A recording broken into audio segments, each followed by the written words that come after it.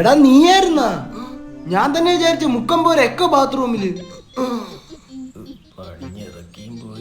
സംഭവം ബ്ലസ്സിക്കും പൃഥ്വിരാജിനും തെറ്റുവെച്ച സംഭവം ഇവനെ വെച്ച് ഷൂട്ട് ചെയ്തിട്ട് തല വെട്ടി വെച്ചാൽ മതിയായിരുന്നു. പുള്ളി വെറുതെ ട്രാൻസ്ഫർമേഷൻ ചെയ്തോളൂ. ബോഡി ചെയ്യുന്നോടാ പട്ടി.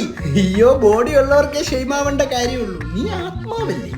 എന്തുവാടാ പറയുന്നത്? ഒന്നുമില്ല, എന്റെ അനിയല്ലേ അങ്ങനെ പറഞ്ഞു കൊടുക്കാ. എനിക്ക് അടുത്ത മിസ്റ്റർ കോഴിക്കോട് ആവാനുള്ളത്. മോനെ ജട്ടിയിട്ട് കോഴിക്കോട് പോയി മിസ്റ്റർ കോഴിക്കോട് ആവൂല.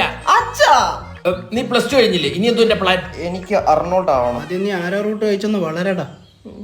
അല്ലെങ്കിൽ പണ്ടച്ചൻ ബേക്കറി കൊണ്ടുവരുമ്പോ ഉണ്ണിയപ്പാവനും കുഴലപ്പോ എനിക്കും. അതുകൊണ്ടല്ലേ ഞാൻ അങ്ങനെ കുഴല് പോലെ ആയത്.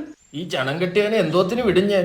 നമുക്കൊരു international diploma in hospital administration കിട്ടും. അവിടെ പഠിപ്പിക്കും. അതിനല്ലേ ട്രാൻസ്ഫേഴ്സ്. അവരാണെങ്കിൽ സെൻട്രൽ ഗവൺമെന്റ് അണ്ടറിൽ വരുന്ന നാഷണൽ സ്കിൽ ഡെവലപ്മെന്റ് കോർപ്പറേഷനെ ഫണ്ടഡ് പാർട്ണറാണ്.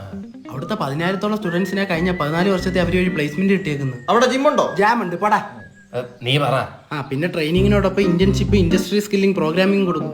അപ്പൊ ട്രെയിനിങ് ഉണ്ട്. പിന്നെ അവർ വഴി പഠിച്ചിറങ്ങിയാണെങ്കിൽ ഇന്റർനാഷണൽ സർട്ടിഫിക്കറ്റും NSDCയുടെ HSSCയുടെ സർട്ടിഫിക്കറ്റും കിട്ടും. പിന്നെ ഇന്ത്യയിലും വിദേശത്തൊക്കെ ഭയങ്കര സ്കോപ്പ് അല്ലേ? അച്ഛൻ കാണുന്നില്ലേ അവന്റെ ഒരു പ്രൊഫഷണലിസം?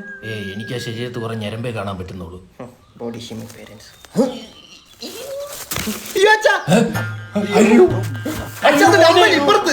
പിടിക്കണം അവന്റെ.